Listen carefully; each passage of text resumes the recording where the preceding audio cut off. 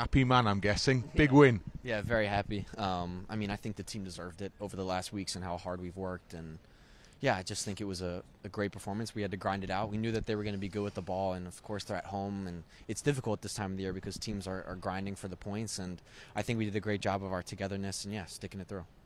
And when you walked off towards the end of the game, you looked like you put in a proper shift. I mean, it was a long, old, slow walk, that, wasn't it? Yeah, no, I was dead, but I was also trying to waste a little time, if I'm being honest with you. But, yeah, I put in a shift, and everybody did, and I'm proud of the group, and, yeah, we deserved the 3 points. I think there's lots of ways of winning a football match, isn't there? But yeah. To show that grit and determination is particularly good at this stage of the season.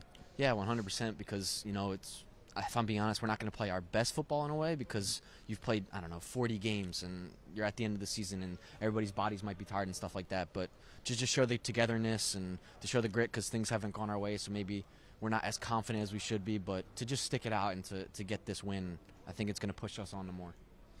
When you had a side like Middlesbrough who were prepared to attack, actually it made for a great game to watch, but did it make for an easier game in a way to play in than, say, Luton away at the weekend? Yeah, it was much easier. I mean, especially for a player like me, there's much more space and you're able to turn and stuff like that, whereas in Luton, there's not much space. The pitch is not the best and, the ball's up in the air the whole time. And I think there's ways of us being better in types of games like that, but I think a lot of our players are built for football matches and built for these types of games. So I think we're going to continue to build and continue to get ready for the Luton-type games because we're going to have those in the future. So, yeah, just continue to get better and better. As it's turned out with results elsewhere, Leeds end the evening on top of the table again.